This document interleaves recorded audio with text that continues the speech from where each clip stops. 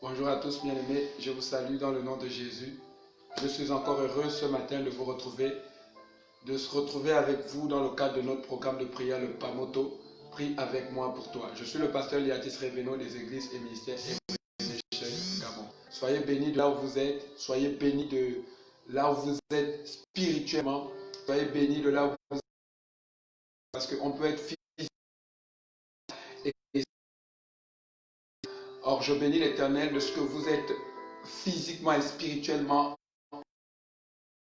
qu'ensemble nous puissions élever nos voix vers le Seigneur, dans des situations de nos familles, des situations de nos nations. Que le Seigneur vous bénisse. Nous voulons, avant de partager la parole de foi ce matin, nous voulons communier avec le Seigneur comme nous savons bien le faire, rendre la gloire à notre Dieu ce matin, le célébrer de ce que c'est lui encore qui nous a relevés de notre sommeil. Élève ta voix de là où tu es, célèbre ton Dieu de tout ton cœur et dis-lui ce que tu crois qu'il est pour toi dans ton âme. Élève ta voix maintenant. Seigneur, nous te bénissons dans le nom de Jésus. Oh, combien tu es bon pour nous. Merci pour ce que tu fais. Merci pour ton amour. Merci pour ta grâce. Merci encore pour cette main puissante étendue sur nous qui nous donne, Père, de nous lever de notre couche, et de communier avec nos frères pour te prier, pour élever nos voix vers toi. Je voudrais te célébrer encore, Père éternel. Merci pour cet amour. Merci pour cet amour merveilleux. Oh Dieu, je te célèbre. Oh, je te célèbre, Père. À toi la gloire, à toi la majesté. Je voudrais te dire merci, Seigneur, pour ton esprit qui veille et qui nous remplit encore. Merci, Saint-Esprit, pour ta présence. Merci pour ce que tu as accompli dans nos vies. Merci pour ton doux toucher. Merci pour ton doux toucher sur nos vies. À toi soit gloire et honneur. À toi soit majesté et puissance. Au nom merveilleux de Jésus. Oh, je te célèbre, Saint-Esprit. Je célèbre ta présence et je la bénis au nom de Jésus. Viens encore par elle. Viens encore par ta présence. Viens encore, Seigneur, arroser nos vies. Viens encore toucher nos âmes au nom de Jésus. Je te salue au nom puissant de Jésus. Seigneur, merci pour ce que tu es en train de faire. Merci pour ce que tu as résolu de faire. Merci pour ce que tu vas encore faire, Seigneur, pour chacun de nous ce matin. Oh, merci Saint-Esprit. Oh, Ribrandaska. Bien-aimé, tu peux prier en langue. Prie en langue pendant quelques secondes. Prie en langue et laisse-toi revêtir d'un vêtement nouveau ce matin. Oh, Ribrandash Karabayandes Kendebo Ribriyama. Kendama Ribrondo Sokobrindesh Keborabaya. Riboko Sakante Brendos Kindomash Kibronde Karibrenda Maya. Roko Shekerebro, Saint-Esprit, je te bénis. À toi soit la majesté, au nom merveilleux de Jésus. À toi soit la puissance, à toi soit le règne. Je te célèbre au nom de Jésus-Christ de Nazareth. Merci pour ce que tu fais. Merci pour nos vies. Merci de prendre le contrôle.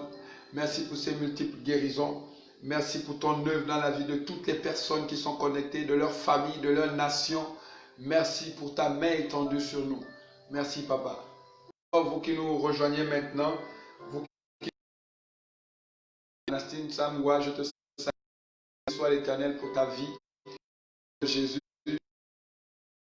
Avant de passer dans les temps, nous voulons partager la parole de foi.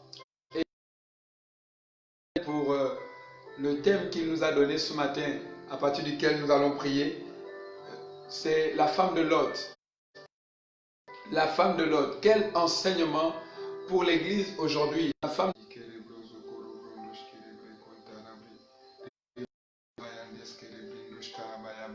Je bénis l'Éternel pour sa main. Je bénis l'Éternel pour sa main. La femme de Lot.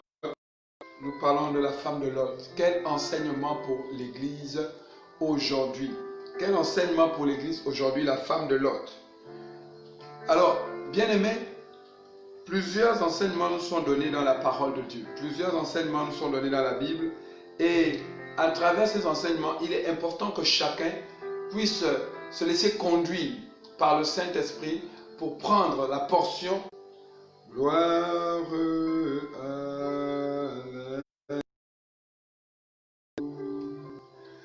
Nous rencontrons quelques problèmes de connexion Internet, mais Dieu au contrôle. Nous ferons cette émission parfaitement. Nous ferons ce programme parfaitement car Dieu est au contrôle.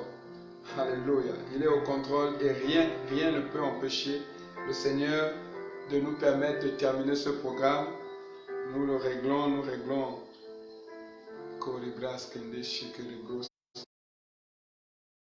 Alors, nous voulons cette fois-ci repartir par la grâce du Saint-Esprit. Nous voulons repartir. Nous sommes en train de partager sur la femme de Lot. Nous rencontrons quelques connexions sur le réseau Internet. Nous sommes en train de partager sur la femme de Lot. Quel enseignement aujourd'hui? Quel enseignement pour le chrétien aujourd'hui? Quel enseignement pour l'homme aujourd'hui? Alors que nous arrivons dans les temps de la fin, si bien partagé hier, alors que le 14e jour, la 14e que nous vivons maintenant, la femme de Lot. Nous allons lire dans Genèse chapitre 19, versets 23 à 26, et nous allons lire après dans le livre de Luc, chapitre 9, verset 26. Alors, nous allons lire dans le livre de Genèse, Genèse chapitre 19, à partir du verset 23. Nous voulons lire ensemble. Le soleil s'étant levé, le soleil se levait sur la terre lorsque Lot entra dans Tsoar. Alors l'Éternel fit pleuvoir du ciel sur Sodome et sur Gomorrhe, du soufre et du feu de part. Il détruisit ces villes, toute la plaine et tous les habitants des villes et les plantes de la terre. Au verset 26, la femme de Lot regarda en arrière et elle devint une statue de sel. Alléluia. C'est bizarre, j'aime bien dire Alléluia alors que quand on lit, ça semble être une histoire triste, ça semble être malheureux. Mais moi je dis Alléluia parce que, bien aimé, ce que le Seigneur fait est tellement bon que si nous ne sommes pas sensibles à la voix du Seigneur, nous aurons l'impression que Dieu, il n'est pas bon du tout. Et ce qu'il fait parfois n'est pas juste. Oui, il nous arrive parfois de penser et même de croire profondément que Dieu, il a ses préférés, il a des personnes qu'il a déjà aimées, même quand ces personnes vivent mal, il est toujours là. Mais nous qui faisons des efforts pour plaire, et Dieu est toujours dur avec nous. Vous voyez, Dieu n'est pas ce type de père ou ce type de mère qui choisit d'aimer dans sa maison certaines personnes et de détester d'autres personnes, parce qu'il y en a des parents qui sont comme ça. Dieu, lorsque tu es dans sa maison, l'amour qu'il répand pour l'un, c'est le même qu'il répand pour l'autre. Dieu ne fait pas, la Bible dit, il ne fait accession de personne. La femme de Lot va être transformée en statue de sel après un événement, après des recommandations qui ont été données de manière rigoureuse à Lot et à sa famille. Cependant, cette femme décide de tourner le dos, de tourner le visage et de regarder derrière.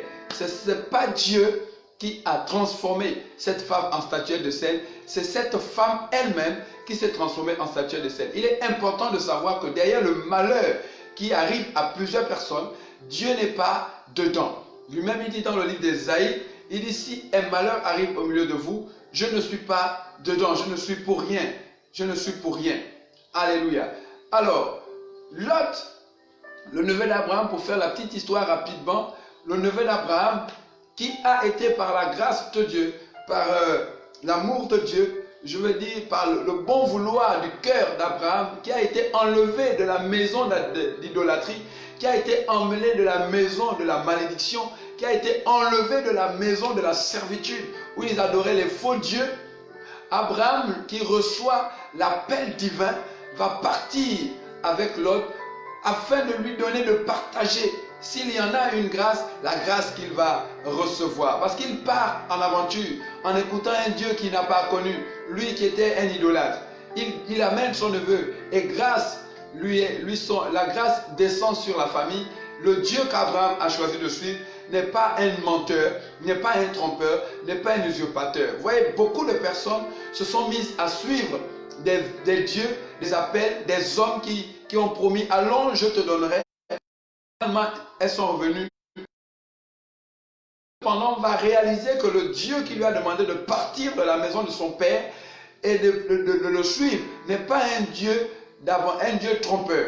Ce qu'il a promis est vrai. Sur son chemin, Abraham va réaliser la main glorieuse d'un Dieu puissant qui le protège de ses ennemis et qui lui donne d'être davantage prospère.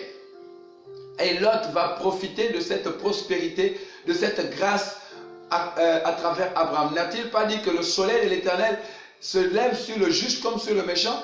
Alors là où il y a le juste, naturellement le soleil se lèvera et ce soleil profitera aussi naturellement aux méchants. Lot était là au milieu et il a profité de cela. Mais il va arriver un temps et un autre temps et encore un temps où Lot va prendre par devers lui la décision de commencer avec ses serviteurs, avec ses employés, parce que la Bible dit qu'il en avait déjà. Il en avait déjà, lui qui est parti de la maison de son oncle, de son grand-père, sans rien du tout. Il en avait déjà et il va commencer, lui et ses serviteurs, à tourmenter Abraham et ses serviteurs. Alors Abraham va prendre la décision de se séparer de Lot en lui donnant l'occasion de choisir la bonne partie de la terre, on va dire la bonne partie de l'univers, le meilleur trésor que la terre pouvait leur présenter en ce temps-là. Choisi la plaine qui donnait à Sodome et à Gomorrhe. Et Abraham a choisi le lieu qui semblait au regard des hommes stérile, sans production. C'est pourquoi, bien-aimé, j'ai envie de te dire ce matin, tout endroit que tes yeux te présentent comme endroit stérile, toute situation que le monde, tes yeux te présentent comme situation irréversible, malheureuse, ne sont forcément pas ainsi. Si tu marches avec Dieu, devient pour toi une occasion de prospérité. Et ce qui est, selon les hommes, heureux, si tu n'as pas Dieu, deviendra pour toi choisi.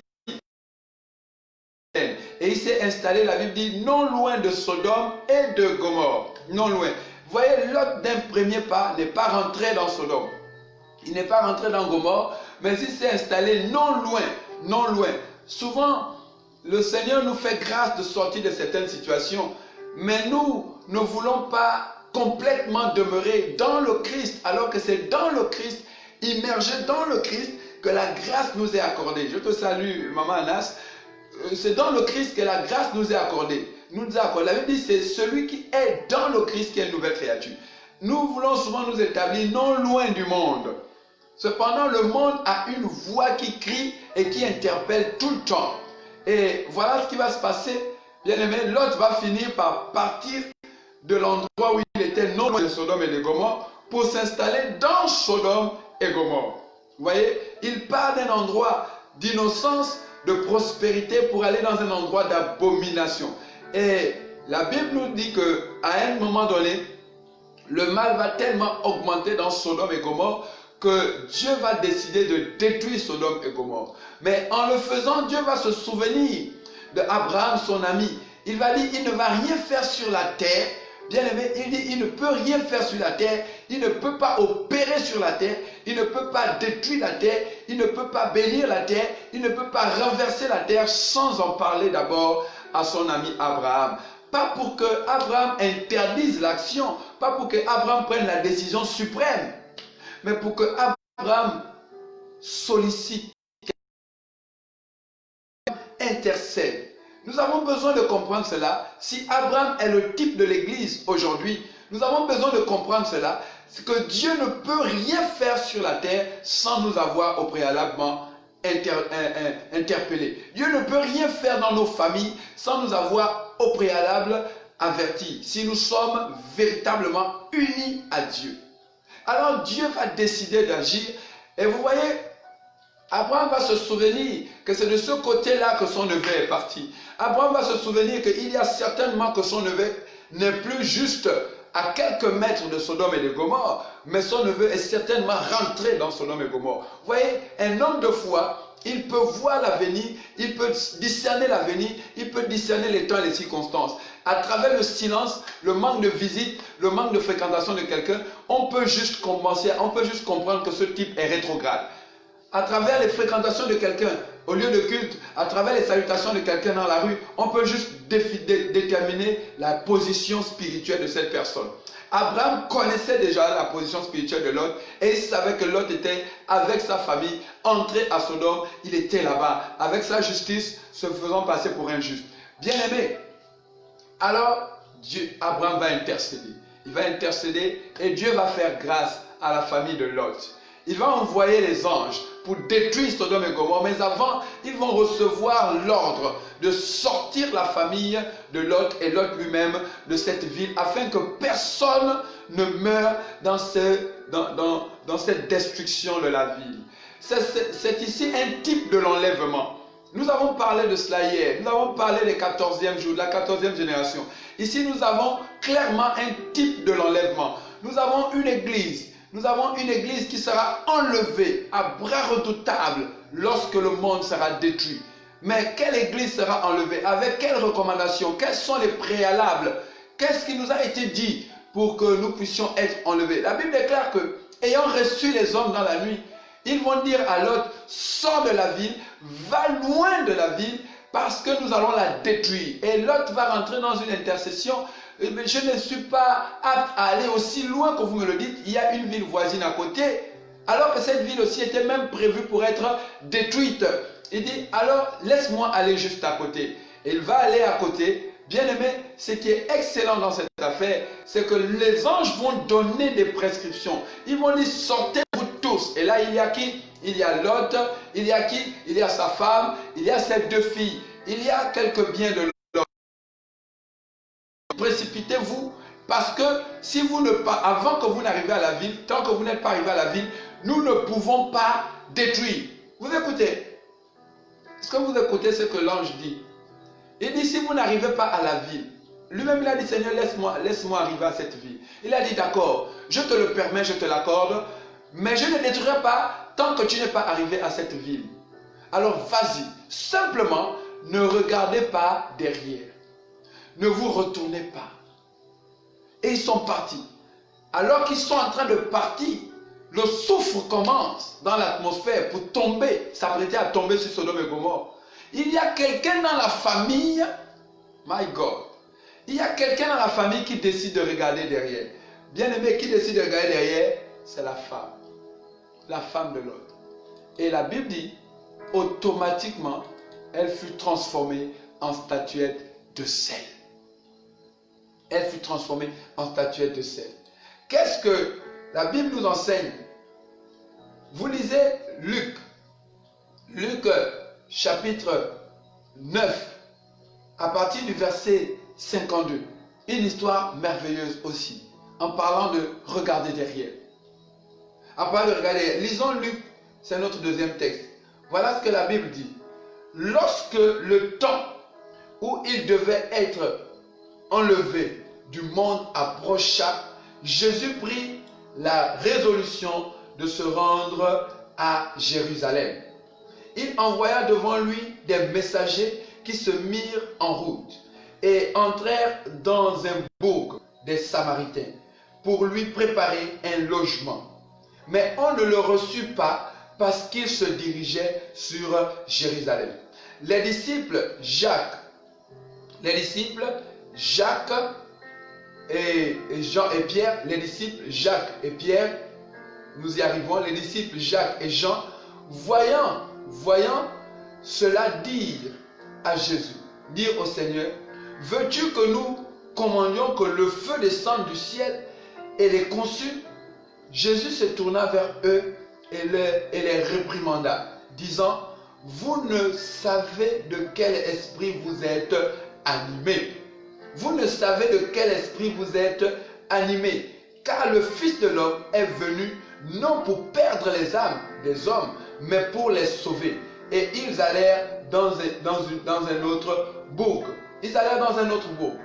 Pendant qu'ils étaient en chemin, un homme lui dit, Seigneur, je te suivrai partout où tu iras. Jésus lui répondit, les renards ont des tanières et les oiseaux du ciel ont des nids. Mais le Fils de l'homme n'a pas un lieu où il puisse reposer sa tête. Il dit à un autre, suis-moi.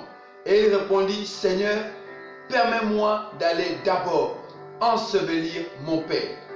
Mais Jésus lui dit, laisse les morts ensevelir leurs morts. Et toi, va annoncer le royaume de Dieu. Va annoncer le royaume de Dieu. Un autre dit, je te suivrai, Seigneur, mais permets-moi d'aller d'abord prendre congé de ceux de ma maison. Jésus lui répondit, quiconque met la main à la charrue et regarde en arrière n'est pas propre au royaume de Dieu. Alléluia. Quiconque met la main dans la charrue et regarde en arrière n'est pas propre au royaume de Dieu. Voilà ce que le Seigneur enseigne ici. Une vérité essentielle que nous devons comprendre. Une vérité absolue que nous devons comprendre. Vous voyez, il y a 3 personnes sur le chemin qui vont agir. Il y a même 4 qui vont agir. Jésus, nous sommes dans Luc chapitre 19. Nous sommes chapitre 9. Nous sommes déjà bien avancés dans ce que Jésus a opéré. Et Jésus décide d'aller à Jérusalem, mais il va passer par un bourg de Samarie. Il va demander à ses disciples d'avancer pour trouver un endroit où ils pourront passer la nuit. Alors qu'ils arrivent, on refuse de les recevoir parce qu'ils allaient à Jérusalem. Vous voyez, ici, la première réaction de Jacques et de Jean. Ils viennent vers le Seigneur, ils font le point. Écoutez ce qu'ils demandent à Jésus. Écoutez ce qu'ils demandent à Jésus. Ils disent à Jésus, Seigneur, donne-nous l'ordre d'invoquer sur eux le feu de Dieu afin de les consumer. Vous voyez ce qu'ils font? Et Jésus dit, vous ne savez pas de quel esprit vous êtes animés. C'est pourquoi vous parlez comme ça. Comment les hommes qui marchent avec Jésus, le Dieu d'amour, celui qui est venu pour nous restaurer, pour nous racheter, vont être remplis d'autant de haine pour consumer tout un village parce qu'on a reçu de les recevoir. On a refusé de les recevoir. Jésus dit, vous ne savez pas de quel esprit vous êtes animés. Il y a des personnes qui, entre guillemets, sont des chrétiennes, mais qui passent le temps à envoyer le feu, à proclamer des malédictions et à proclamer la mort sur des personnes qui refusent de leur donner quoi que ce soit. Il y a des personnes, entre guillemets, chrétiennes, qui conspirent dans leur cœur contre le bien d'autrui. Est-ce qu'ils étaient obligés de recevoir Jésus dans cette vie? Est-ce qu'ils étaient obligés de recevoir les disciples dans cette vie? Est-ce que la Samarie n'était pas leur territoire? Est-ce que tu n'es pas libre de jouir de ton bien selon que Dieu te l'a donné? Vous voyez, même l'Église aujourd'hui croit être prioritaire en toutes choses. Le manque de sagesse nous laisse être conduits par un esprit étranger à l'esprit du royaume. C'est ce que Jésus est en train de dire. C'est ce qu'il est en train de dire. Le manque de sagesse, le manque de discernement, le manque de sensibilité vis-à-vis de la voix du Seigneur nous laisse être conduits par un autre esprit que celui du Seigneur. C'est pourquoi Jésus leur dit, vous ne savez pas de quel esprit vous êtes animés. Faites attention à ce que vous êtes en train de dire. Les mêmes gars, quand vous lisez plus haut, toujours remplis de haine, ils ont rencontré qui? Un homme qui était en train de chasser les démons au nom de Jésus.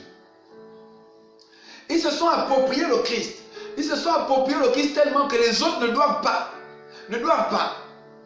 Et aujourd'hui, il y a malheureusement ces gens qui sont remplis de cette attitude. Mais ça, c'est une attitude typique à la femme de Lot. Ce ne sont pas des attitudes des personnes dignes du royaume. Ce sont des attitudes païennes. C'est ce qu'on appelle le paganisme chrétien. Des chrétiens qui ont le comportement des païens, mais qui sont des chrétiens. Ils ont dit, Seigneur, nous avons vu là-bas un homme qui chasse les démons en ton nom, mais il n'est pas avec nous, cependant. Et donne-nous l'ordre d'aller de l'arrêter. Jésus dit, mais calmez-vous. Calmez-vous. Celui qui n'est pas avec nous est contre nous. S'il permet à faire avancer le royaume de Dieu, laissez-le. Laissez-le. Vous voyez, cet homme chassait les démons au nom de Jésus, alors que Jésus était juste là à côté de lui. Il n'a pas choisi de venir dans l'église de Jésus. Il n'a pas choisi de venir dans le conseil épiscopal de Jésus. Il n'a pas choisi de venir dans le conseil diaconal de Jésus. Il n'a pas choisi de venir dans la synagogue de Jésus. Il n'a pas choisi d'être consacré par Jésus. Il a choisi juste d'utiliser le nom de Jésus, de prêcher le royaume et de commander les démons au nom de Jésus. Jésus étant sur place. Il y a des personnes comme ça qui ne sont pas des chrétiennes authentiques, mais qui ont des églises, mais ceux-là qui, en guillemets, sont des chrétiens authentiques, les combattent, passent le temps à monter sur les estrades pour prêcher contre eux, pour dire des choses. Jésus dit quoi? Laissez-les, car ce n'est pas à vous de vous occuper d'eux. Mais vous voyez l'attitude là, c'est l'attitude identique à celle de la femme de Lot. Nous allons revenir. il n'y a pas de différence entre ce type de personne et la femme de l'homme. Parce qu'ici, les comportements qui sont mis en évidence ne sont que des comportements et des attitudes païennes. Païennes. Ce sont les païens qui s'approprient le monde. Ce sont les païens qui s'approprient les choses comme si c'est eux qui les avaient créées. Quelqu'un qui s'accroche sur quelque chose comme c'est lui qui l'avait créé est un païen. Tu ne veux pas que les autres en profitent. Celui qui réalise la grâce qui est venue sur lui ne peut pas empêcher les autres d'accéder à cette grâce. Si par ton attitude tu empêches les autres d'accéder à cette grâce, bien aimé, tu es la femme de l'autre. Certainement tu as déjà même une statuette de sel.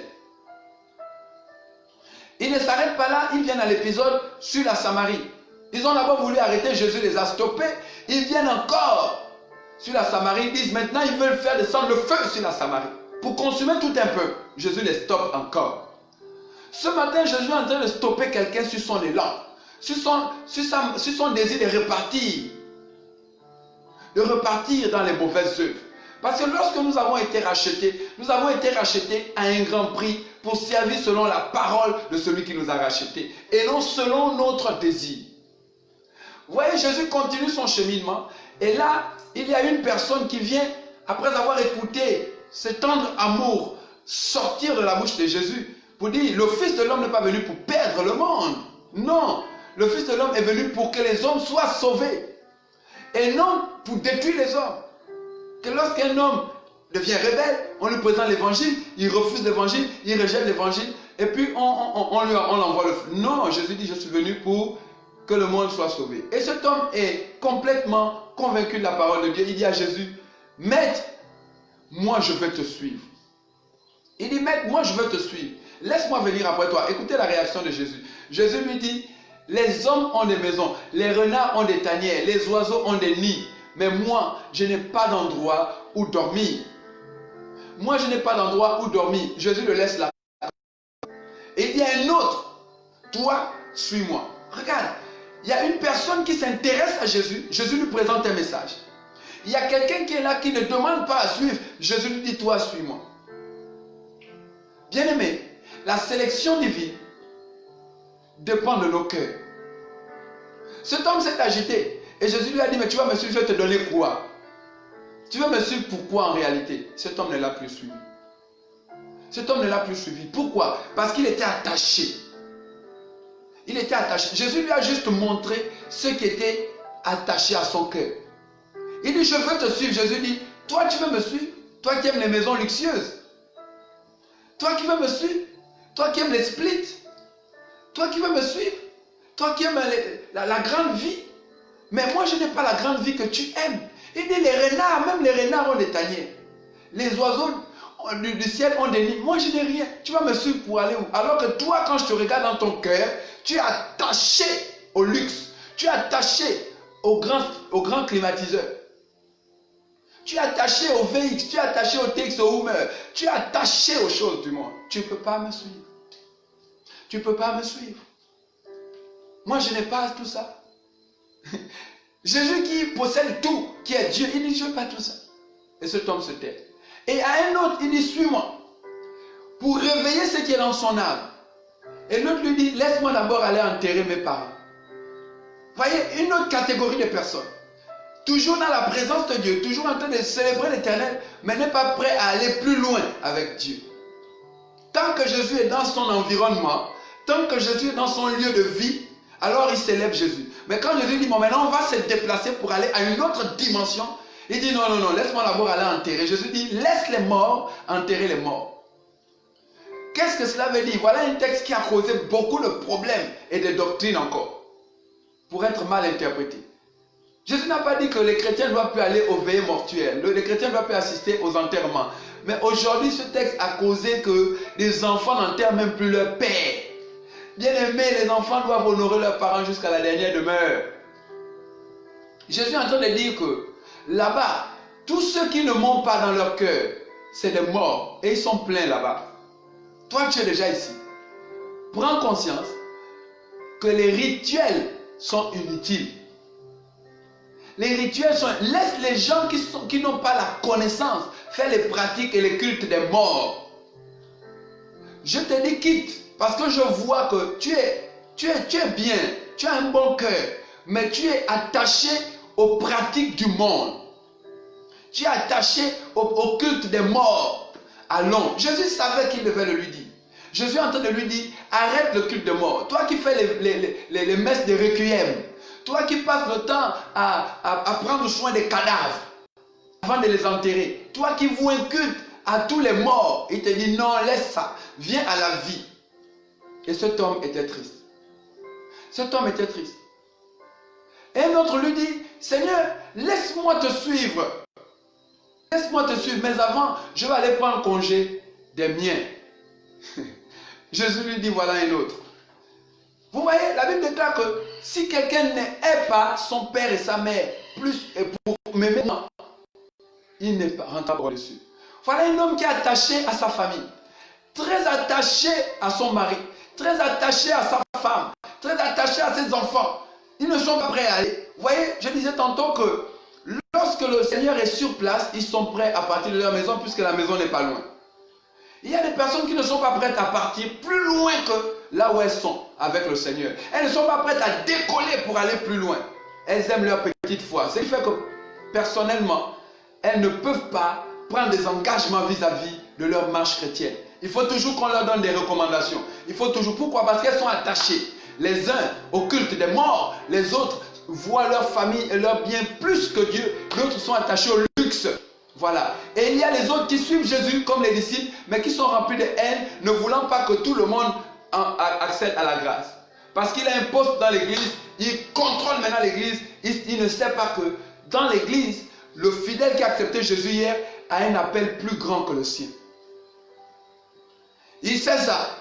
Il voit quelqu'un qui n'a pas accepté Christ comme Seigneur et Sauveur en train de chasser les démons au nom de Jésus. Il s'est dit que celui-là, s'il accepte Christ, mais il va me dépasser. Il faut que j'arrête déjà son ministère. Il faut que j'arrête déjà son ministère. Il n'a même pas encore accepté Jésus. Il a déjà une onction comme ça. Mais s'il accepte Jésus, avec cette fougue-là, il va me dépasser. Et on barre les autres la route. On barre les autres la route. On dit, j'ai 40 ans, toi tu es un petit. Il n'y a pas de ça dans Jésus. Je dis, vous ne savez pas quel esprit vous anime. On envoie les malédictions sur les nations. C'est Lot. C'est la femme de Lot. Ça, c'est la femme de Lot. Cette femme était attachée à Sodome et Gomorrhe. Cette femme était attachée au bien de ce monde. Quand elle s'éloignait de la ville, elle était malheureuse. Elle était malheureuse. Au lieu d'être en joie, de s'éloigner du malheur, mais elle est malheureuse de s'éloigner du malheur. Quelqu'un qui est malheureux de quitter la malédiction pour aller vers la bénédiction, il n'y a que le type de l'autre. Et c'est l'église d'aujourd'hui, attachée au bien de ce monde, attachée au luxe, attachée à la vanité, attachée au culte des morts, attachée à la famille. La famille est placée plus que Dieu, est considérée plus que Dieu. La femme de l'autre n'a pas supporté de s'éloigner de toutes ces richesses qu'elle avait emmagasinées dans le monde. La femme de l'autre n'a pas été heureuse de partir vers la vie éternelle. La femme de l'autre n'a pas été heureuse de savoir que c'est Dieu, le Créateur, qui se tient derrière sa vie pour la sortir de là. La femme de l'autre ne prend pas conscience que ce que les anges sont venus annoncer, ce n'est pas de la blague. La ville va véritablement être détruite. Elle est établie dans le doute. Non seulement elle est attachée, mais elle a le doute parce qu'elle veut voir avec ses yeux ce qui va réellement se passer. Est-ce que ces hommes ne sont pas des trompeurs qui veulent juste nous faire sortir de la ville pour profiter de nos biens derrière nous? Il y a des gens comme ça. Est-ce que les pasteurs sont des trompeurs? Ils veulent juste nous séparer de nos choses. Et puis nous deviendrons malheureux pendant qu'eux ils vont profiter de cela. La Bible déclare que tous ceux qui acceptaient le Seigneur Jésus dans Actes des Apôtres, ils apportaient leur livre de magie pour être détruits au pied des apôtres. Beaucoup, ils gardent leur fétiche dans les maisons, ils se disent, oh, si j'amène ça, le pasteur va prendre ma puissance. Moi, quelle puissance, bien aimé? Quelle puissance on va prendre? Tu es à l'église, mais tu es attaché à tes fétiches. Cette femme regardait derrière pour voir si les anges n'ont pas menti. Que, mais tu vois, Lot, arrête de courir. Je te dis que c'est des trompeurs, non, regarde, son homme n'est pas détruit. Elle pensait ça. Beaucoup pensent que quand on annonce l'enlèvement, quand on annonce la fin du monde, quand on annonce que le Seigneur revient pour enlever son église, c'est un mensonge. Beaucoup pensent que quand on enseigne le détachement vis-à-vis des œuvres de la terre, le détachement vis-à-vis des richesses du monde, de considérer d'abord le royaume des cieux plus que la terre, beaucoup pensent qu'on veut juste les appauvrir. Mais qui veut t'appauvrir? Dieu n'a-t-il pas dit d'être riche, mais une richesse désintéressée? Si tu es plus intéressé à être riche sur la terre qu'à être riche dans le ciel, alors tu es tombé. Malheureusement, c'est ça l'église aujourd'hui. Nous avançons sans croire en celui qui nous a appelés. Nous avançons sans croire à celui qui nous a dit de sortir de la ville. Nous pensons qu'il nous trompe. Nous sommes attachés, nous avons tellement de choses. Nous disons, Seigneur, nous te suivons. Mais quand le Seigneur dit, allons plus loin, nous doutons. Quand il dit, allons de l'autre bord, le vent nous fait croire que Jésus nous a envoyés pour mourir. La preuve, c'est qu'il dort. Lui, il est capable même de ressusciter. Mais nous, bien-aimés, la femme de Lot est un enseignement qui devrait nous amener à comprendre que tant que nous avons notre âme attachée là-bas, tant que nous avons nos pensées attachées au monde, nous ne sommes pas dignes de Dieu. Luc 9, il dit, qui met la main dans la charrue et regarde en arrière, il n'est pas propre pour le royaume de Dieu. Il y a des chrétiens qui sont assis que dans leur passé. Oh, quand moi j'étais, quand moi j'étais, quand moi j'étais. À croire que le passé t'a mieux béni que le présent. À croire que le diable est une véritable source de bénédiction que le Seigneur que tu as choisi de suivre. J'ai envie de te dire que le Créateur ne sera jamais impuissant vis-à-vis de la créature. Ce que la créature peut te donner, alors le Créateur peut te le donner, mais de manière excellente et au centuple. Parce que la créature ne peut posséder au-delà du Créateur. J'ai envie de te le faire comprendre ce matin. Nous allons prier, mais avant de prier, il est important de comprendre ces principes. Si nous ne le comprenons pas bien aimés, nous ne sommes pas des chrétiens. Nous allons rater l'essentiel. Nous avons passé le temps à prier. Nous avons passé le temps à prier. Mais bien aimés, si nous n'avons pas compris les principes, nous allons rater l'essentiel. Et si nous ratons l'essentiel, bien aimés, nous serons transformés en statuettes de sel. Nous allons rester. Nous allons rester. Nous allons rester. Que rien ne nous attache au monde. Ne repartons pas vers Sodome par nos pensées. Cette femme était repartie dans Sodome. Elle était repartie dans Gomorrhe avec ses pensées. Ne repars pas. Ne repars pas là-bas. Par la colère, ne repars pas. Par l'adultère, ne repars pas. Ne repars pas. Nous avons plusieurs exemples dans la Bible de ces personnes, à l'image de la femme de Lot, qui sont repartis par leurs pensées, par leur attitude, par leur comportement dans le monde alors qu'ils avaient été appelés. Ces hommes étaient les grands adorateurs. Ils célébraient l'Éternel quand ils sont sortis de l'Égypte.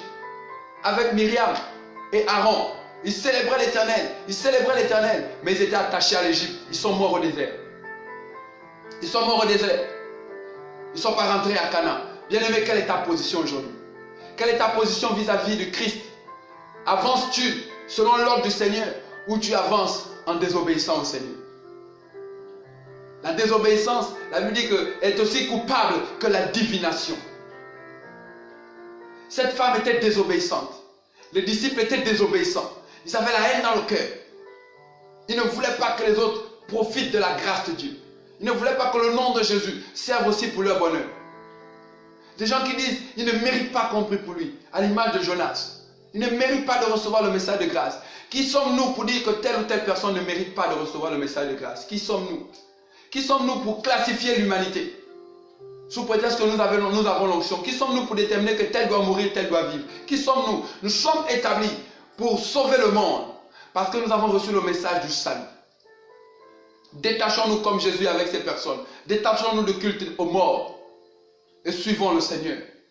Détachons-nous de cet amour immodéré, de cet amour incalculable que nous avons pour nos familles au-dessus de l'amour que nous devons avoir pour Jésus. Car oui, bien-aimé, la famille restera. Mais le Christ, il demeurera toujours. Il demeurera toujours. Détachons-nous, bien-aimés, de ce désir de luxe, de ce désir de voluptuosité ou de voluptuosité, que toi-même choisisses le mot qui te convienne. Mais détachons-nous de ce désir d'être établi dans la richesse. Cet homme a dit, Jésus a dit à cet homme, les renards ont les tanières, les oiseaux ont des nids. Toi dans ton cœur, je vois que toi tu aimes le luxe. Toi qui aimes le luxe, tu ne peux pas célébrer Dieu dans une église en bois. C'est pourquoi tu cherches les églises climatisées. Les églises climatisées. Bien-aimé, Jésus a laissé une synagogue climatisée. Bien-aimé, nous recherchons quoi? Nous spolions les gens pour être heureux. Nous devons arrêter. Ce n'est pas ça. Jésus ne nous a pas établis pour ça. Il ne nous a pas envoyés pour envoyer le feu, pour consumer les nations. Il nous a envoyés pour envoyer l'évangile, pour sauver les nations. C'est différent. Celui qui rejette de recevoir le Seigneur, nous devons lui présenter l'amour de Christ au lieu de lui présenter le feu. Bien-aimé, le feu tous les jours, le feu tous les jours, le feu sur les païens, le feu sur les païens. Mais tu n'étais pas païen avant toi. Et si on t'envoyait le feu, tu devais être là à prier. Bien-aimé, un de mes enseignants à l'université disait que plusieurs sont semblables à ce type de personnes. Lorsqu'on les évalue, la barre est positionnée à un niveau. Non seulement ils ne sautent pas la corde comme tout le monde, ils passent en dessous de la corde, mais après avoir triché comme ça, c'est eux qui mettent la corde en haut. Et ils disent aux autres, il faut forcément sauter. Hein. Nous à notre époque, quand j'étais à l'école biblique, quand j'étais ici, quand j'étais machin, quand j'étais dans le monde, j'ai dû batailler, j'ai dû faire, j'ai jeûné beaucoup, je me suis privé mes seins, j'ai fait comme ça. Tu as fait quoi? Ce ne sont pas par les œuvres, mais c'est par la foi que tu as été sauvé. Tu n'as rien fait. Nous n'avons rien fait. Nous sommes établis dans la chrétienté avec les pensées du monde. Nous n'avons rien fait. Christ a tout fait pour nous. Il nous a rachetés et il nous donne de vivre comme il voudrait que nous vivions. Il a donné le couloir. Ils sont morts au désert. Ils sont morts au désert. Ils étaient attachés à l'Égypte. Myriam avait la pensée égyptienne. La pensée de rivalité était dans l'âme de Myriam. Elle convoitait l'onction de Moïse. Est-ce qu'elle était là face à Pharaon? C'était Aaron et Moïse. Est-ce qu'elle était là face à Pharaon? C'est elle qui allait défier Pharaon. C'est elle qui a renoncé à son honneur. C'est elle qui a accepté l'humiliation. Étant bègue, Moïse a accepté avec son bégaiement de s'exposer à la moquerie. Il a accepté de s'exposer à la moquerie, sachant qu'un bègue, souvent, se moque de lui. Mais il a dit, je vais. Myriam était là, au palais avec Moïse, mais elle est là maintenant dans le désert, en train de convoiter l'onction, le ministère de son frère. Ça, ce sont les attitudes païennes. C'est la femme de Lot. Tu es là dans l'église. L'église aujourd'hui, c'est une église qui convoite les biens du monde. Vous voyez des pasteurs qui convoitent les prophètes. Vous voyez des pasteurs qui convoitent des ministres. Vous voyez des pasteurs qui convoitent. Bien-aimé, tu es un chrétien, tu convoites les biens des autres. Tu convoites les biens des autres. La convoitise. La Bible déclare que quand elle naît dans le cœur, elle va engendrer le péché. Et le péché va engendrer la mort. C'est pourquoi cette femme a été transformée en statue de sel. Elle est morte spirituellement. Il y a beaucoup qui sont là dans l'église. Il y a des églises qui sont là, mais vous voyez, ce sont des statuettes de sel. C'est pourquoi, quelle que soit la voix qu'elle peut élever, cette voix ne sort même pas d'elle. Ça, c'est comme dans les pensées. Vous voyez, il y a des personnes qui pensent à haute voix. Il y a des personnes qui pensent simplement. Tu penses ton malheur à haute voix. Et les gens sont fatigués de t'écouter dans tes lamentations parce que tu t'es détaché de la vérité qui est censée te libérer pour t'attacher à un mensonge qui t'a trompé. Ils sont tombés. Myriam est là en train de dire, mais pourquoi Moïse pense qu'il n'y a qu'à lui que Dieu peut parler? Il n'y a qu'à lui que Dieu peut parler. Lui aussi nous a parlé quelquefois. Non, Dieu a écouté, lui a dit que, hé, Myriam, je vais te taper d'une manière terrible. Tu parles de qui? Tu parles de qui? Et Dieu va se révéler à Moïse. Dieu va se révéler à Moïse, va dire à Moïse, rendez-vous à la tente. Parce qu'il y a un problème dans ta maison. Il y a un problème dans ton foyer. Il y a un problème dans ta famille. Il y a de la sorcellerie dans ta famille. Mais il prétexte être mes serviteurs. Allons. Ils se sont retrouvés. Moïse dit à Dieu, tu nous as réunis avec Aaron et Myriam. Il y a quel problème? Il dit maintenant, écoute ce qu'ils ont dit. Ils passent autant à te critiquer et dire que je ne parle qu'à toi. Eux aussi, ils veulent que je parle par eux. Maintenant, moi, je vais envoyer la lettre sur Myriam. Il dit, si je parle à un homme, ce n'est pas des songes. Mais à Moïse, je parle face à face. La honte sur Myriam. Vous voyez, on convoite le bien d'autrui. On convoite le ministère. Et quand je ne peux pas faire comme l'autre, je dis, il a le mouchoir. Je dis, il a le parfum. Mon frère, la grâce de Dieu, elle n'est pas critiquable. Elle n'est pas critiquable. La grâce de Dieu n'est pas critiquable. Ce que tu ne peux pas faire, mon frère, demande à Dieu. Ce que tu veux faire, demande à Dieu. Ne va pas chercher derrière les maisons. Ne te comporte pas comme la femme de l'autre. Malheureusement, les chrétiens d'aujourd'hui, c'est ça. Et nous devons prier. L'église doit se lever pour sortir de cette attitude. C'est pourquoi nous ne sommes pas forts. Nous devons renoncer à cela. Nous ne devons pas former un attelage disparate avec le diable. Nous ne devons pas le faire. Voilà un homme, Samson. Voilà un homme. Le Seigneur l'établit pour sortir Israël de la main des Philistins. Samson tombe amoureux d'une première Philistine. Il tombe amoureux. Dieu le sort de cela. Dieu le sort des griffes des Philistins. Après avoir été trahi. Une anecdote que lui-même il a créée, qui est dans son âme. Comment l'ennemi peut connaître la réponse?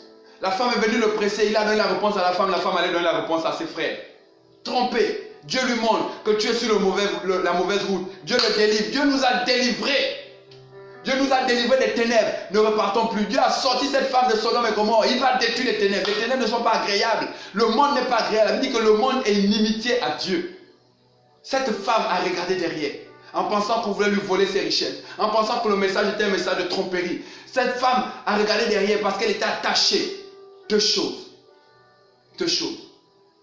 Samson a fait quoi? Il est tombé amoureux d'une autre Philistine, mais cette fois-ci une prostituée. Il est reparti là-bas. Il est reparti à Sodome. Il est reparti à Gomorre. Il est reparti de l'endroit où Dieu l'avait enlevé pour l'établir juge sur Israël, vainqueur des nations, héros des tribus. Il est reparti là-bas. Et la fin de Samson est d'autant plus triste qu'un héros.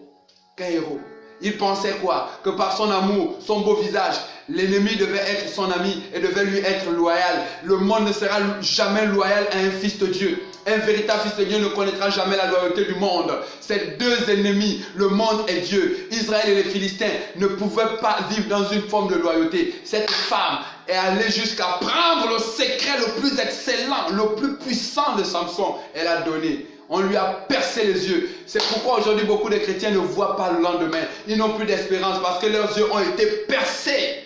À cause de ceux qui sont repartis vers Dalida, à cause de ceux qui sont repartis vers Sodome, repartis physiquement pour les uns, repartis spirituellement pour les autres. Oui, parce qu'il y en a qui vont physiquement comme Samson, et il y en a qui repartent spirituellement comme la femme de Lot. Tu es retombé avec cette femme, tu es retombé avec cet homme, tu es retombé dans le vol, ta main a recommencé à frapper, ta bouche a recommencé à insulter. Là, ce n'est pas spirituel, c'est physique, tu dois arrêter. Nous devons sortir de cela. L'église doit renoncer. Les chrétiens doivent renoncer au monde. Samson est un exemple patent. Il y a plusieurs autres exemples que nous pouvons prendre à la Bible. Cependant, nous sommes dans un programme de prière. Nous pouvons rester là pour enseigner. Mais bien aimé, le Seigneur nous fait grâce de comprendre qu'il est important de renoncer. Dieu nous a sortis du monde, pas pour y repartir. Dieu nous a sortis du monde, pas pour nous repartir. Il dit, qui me séparera de l'amour de Dieu? Serait-ce les tribulations? Serait-ce le malheur? Serait-ce la honte? Qui? Peu importe ce que le monde me présente, l'amour de Dieu ne me lâche pas. Je ne repars pas derrière. Même s'il y a les tribulations, je lis l'amour de Dieu. Je ne me séparerai pas de l'amour de Dieu. Car je sais que Dieu m'aime. Je ne laisserai pas tomber la grâce. Je ne laisserai pas tomber la grâce pour la luxure. Je ne laisserai pas tomber la grâce pour l'impudicité. Je ne laisserai pas tomber ma belle femme, ma dulcinée pour une prostituée. Je ne laisserai pas tomber mon mari, mon beau mari pour un vulgaire homme païen. Non, même si c'est dur dans mon foyer, l'amour de Dieu est là. J'invoque son amour, je proclame son amour et ça vient changer toutes les choses. Nous devons sortir, bien-aimés. Nous devons sortir du mensonge. Nous devons sortir des convoitises du monde. Sinon, bien-aimés, l'amour de Dieu disparaît de nos cœurs et nous sommes transformés en statuettes de sel. Que le Seigneur nous bénisse, bien-aimés. Souvenez-vous, Proverbe chapitre 29.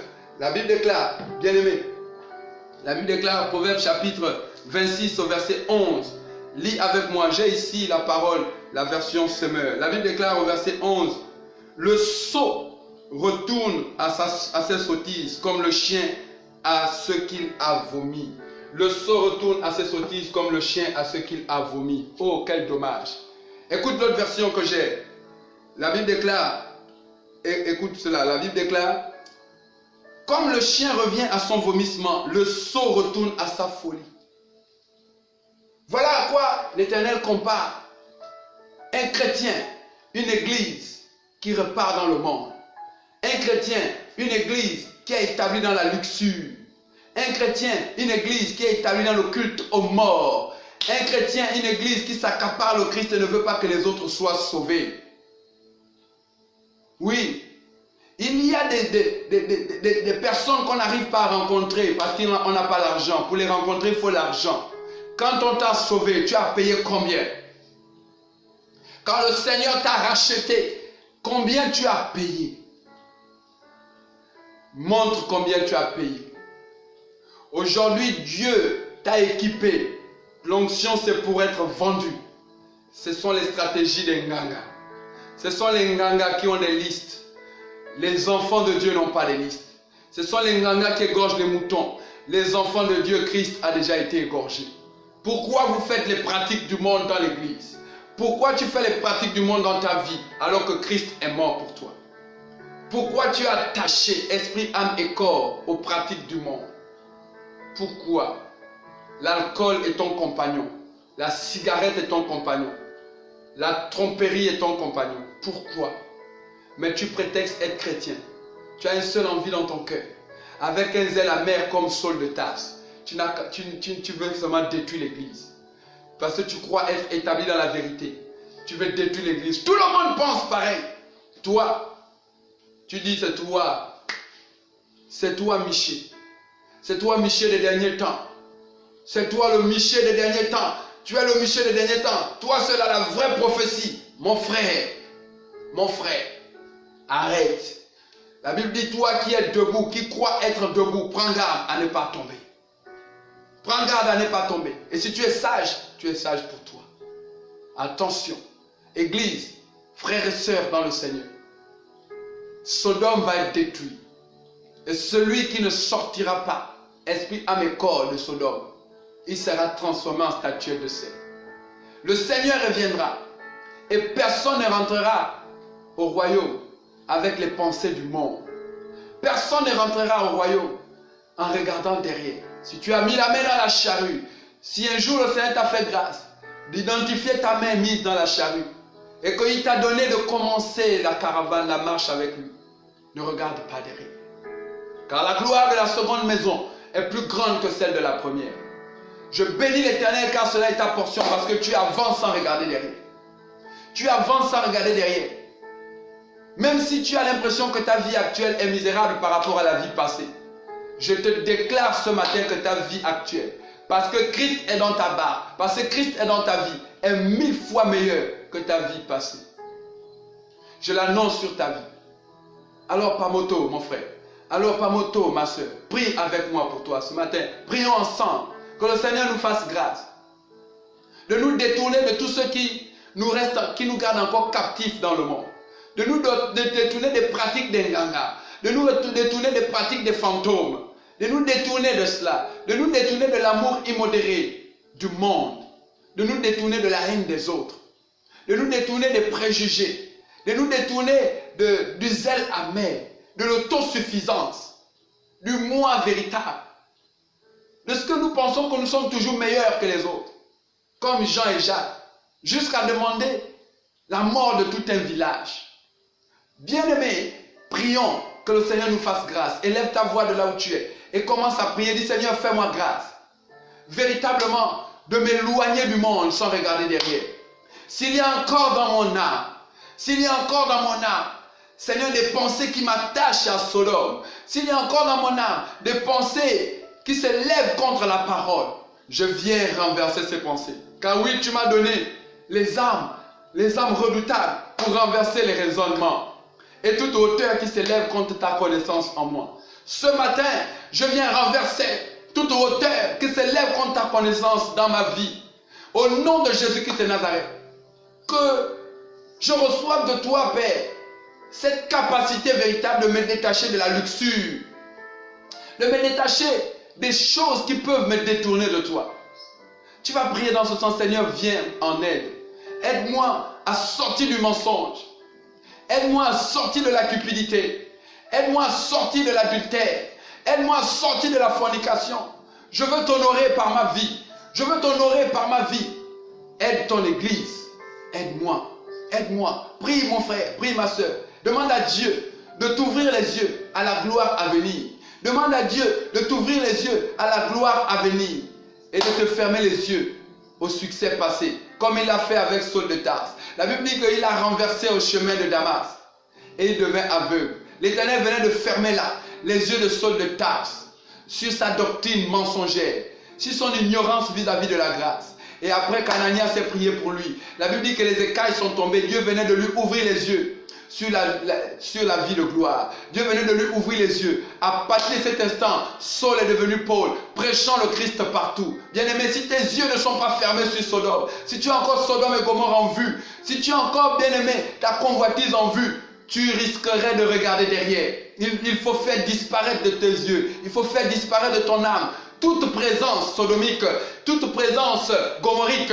Il faut faire disparaître cela de ton âme. Et dis, Seigneur, ferme mes yeux au passé. Ferme mes yeux au passé. Ferme mes yeux sur Sodome. Que Sodome disparaisse de mon âme. Je veux juste ouvrir mes yeux sur la grâce. Je veux juste regarder chaque instant de ma vie, Seigneur, comme l'instant le plus précieux que tu puisses me donner. Je veux juste regarder chaque miette qui tombe, Seigneur, alors que même je ne suis plus aux miettes, mais je suis au véritable repas. Je veux regarder chaque repas qui vient de toi comme étant le repas, le meilleur repas que j'ai jamais mangé de ma vie. Le peu que je reçois chaque jour, Seigneur, je veux le regarder comme l'abondance que je n'ai jamais eue. Oh Père, donne-moi de regarder ventilateur ou climatiseur, avec ou sans argent. Donne-moi de considérer cette vie avec beaucoup plus, Père éternel, d'amour. Donne-moi de considérer ma vie avec beaucoup plus d'amour. Ah, donne-moi, Père éternel, de retenir ma main afin que je ne l'attende plus dans les deniers publics. Donne-moi de retenir ma main afin que je ne l'attende plus dans les deniers publics et que je n'en retire pas frauduleusement. Éloigne-moi du mensonge, éloigne-moi du vol. Fais de moi un véritable serviteur. Fais de moi un véritable enfant. Restaure ma vie. Restaure-moi, Jésus. Je refuse de rater l'enlèvement à cause d'une maison. Je refuse de rater l'enlèvement à cause d'un billet de banque. Je refuse de rater l'enlèvement à cause d'une femme. Je refuse de rater l'enlèvement à cause d'un homme. Je refuse de rater l'enlèvement à cause de la recherche effrénée d'un enfant. J'attends et j'espère tout en toi. J'attends et j'espère tout en toi.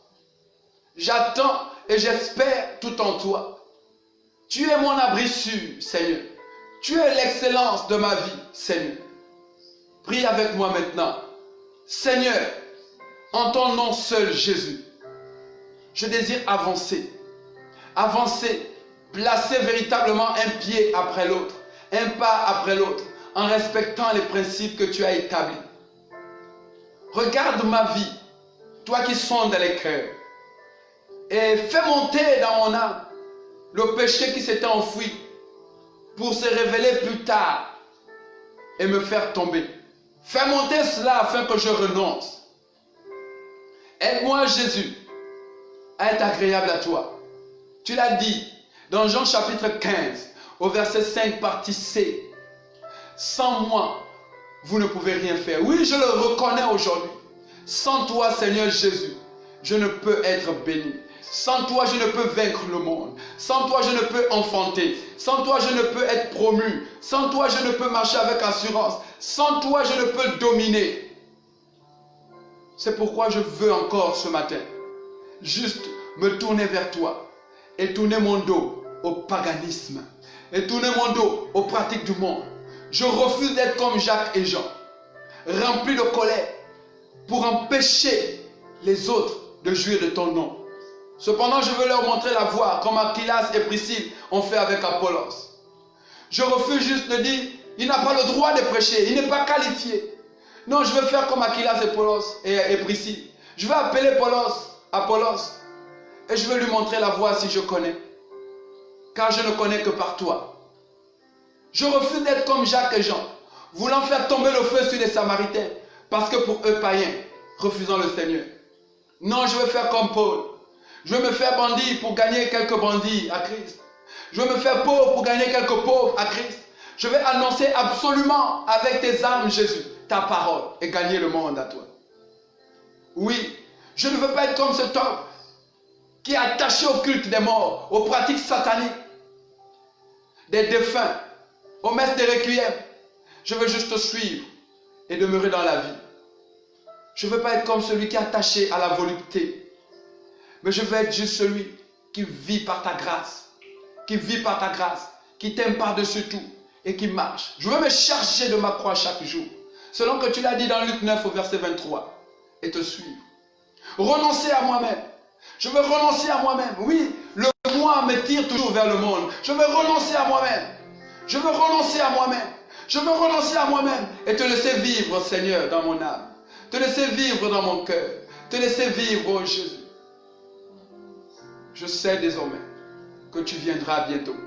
Je sais désormais que tu viendras bientôt. Et ceux qui ne seront pas trouvés dignes seront mis dehors. Je refuse d'être comme cette vierge folle qui n'avait plus avec elle de l'huile pour les lampes. Encore hier, tu nous as parlé de te garder dans nos cœurs. Père, je refuse d'être comme ces femmes. À la dernière minute, elles ont demandé aux autres, donnez-nous un peu d'huile. Les autres ont dit, ça ne se passe pas comme ça. À l'attente du royaume, ça ne se passe pas comme ça. Chacun œuvre pour être prêt. Chacun œuvre pour être prêt. Et tout ce que nous pouvons faire, c'est comme les autres vierges.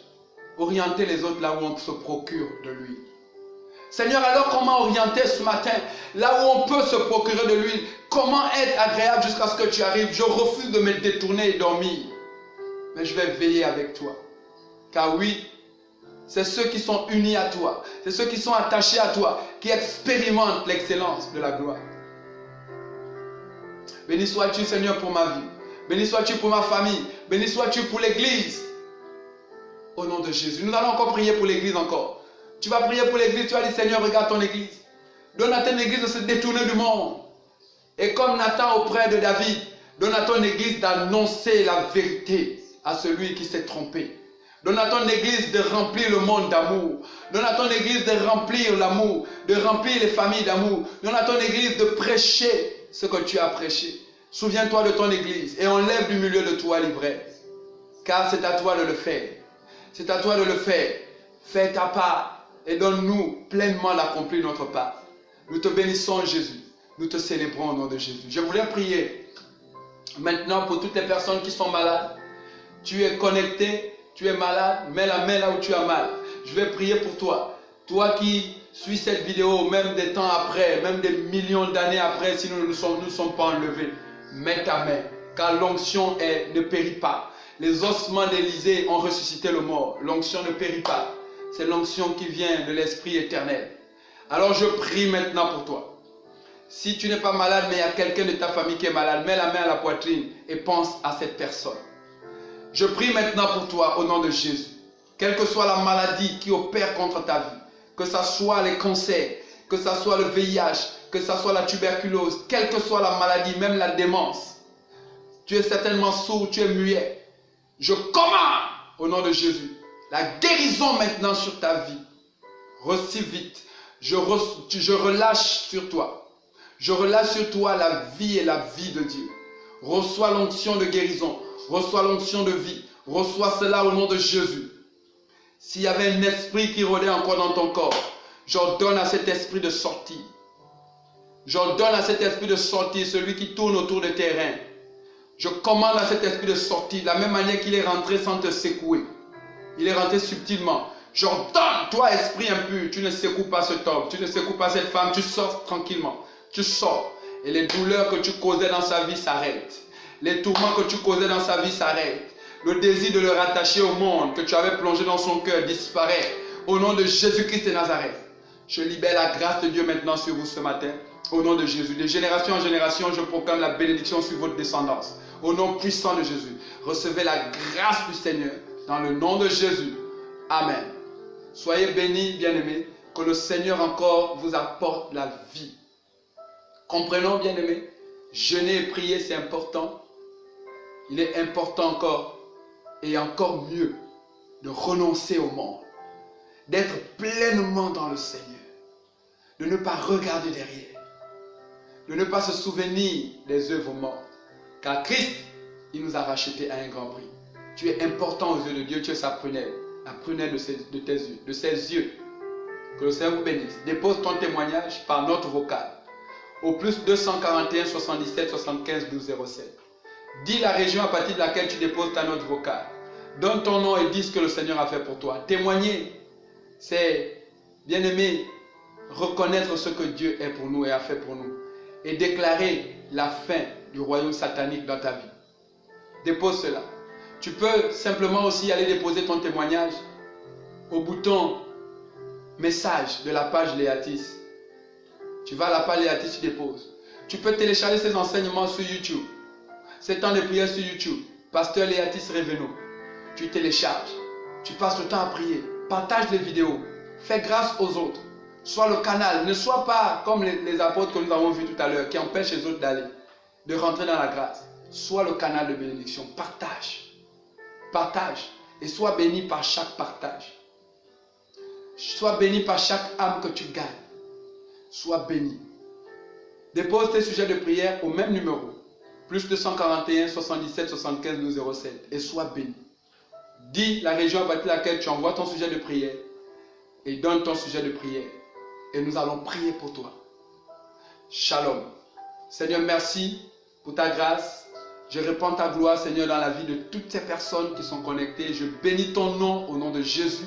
Je prie, Père, que leurs yeux s'ouvrent maintenant à ta gloire, comme tu as ouvert ceux de Saul de Tarse, à ta gloire, après les avoir fermés au monde.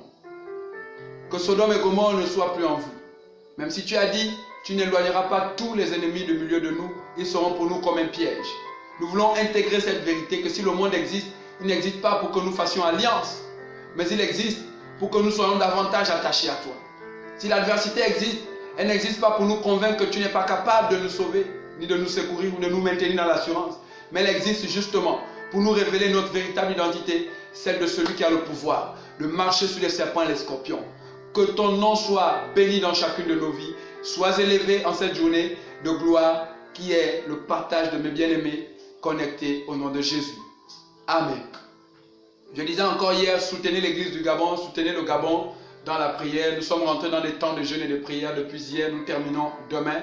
Soutenez le Gabon, priez pour le Gabon, priez pour l'église du Gabon, priez que le Seigneur fasse grâce au Gabon. Là où vous êtes, souvenez-vous de nous. Souvenez-vous de nous. La Bible déclare que Paul a eu une vision où un Macédonien est venu lui dire, viens en notre aide. Je suis certainement ce Macédonien qui crie à vous. Je dis, soutenez le Gabon, nous en avons besoin. Au nom de Jésus, nous avons besoin de vos prières. Nous avons besoin de vos prières. Élevez vos voix en faveur du Gabon. De là où vous êtes, quel que soit l'endroit où vous êtes dans le monde, élevez vos voix en faveur du Gabon. Restez dans le respect des mesures barrières. Soyez prudents en tant qu'enfants de Dieu, nous sommes sages. Mettez des masques, lavez-vous les mains régulièrement avec de l'eau et du savon. Vous voyez, Madagascar, nous voulons prier pour Madagascar où le Covid a encore explosé. Nous allons prier que la grâce de Dieu atteigne les Malgaches au nom de Jésus. Nous avons des frères et des fils là-bas. Bien-aimés, que le nom de Jésus soit glorifié. Lavez-vous les mains, portez des masques, gardez la distance de sécurité et soyez équilibrés dans votre foi. Que le nom de Jésus soit célébré par votre témoignage. Au nom de Jésus, nous nous voyons demain à 4 h du matin. Amen.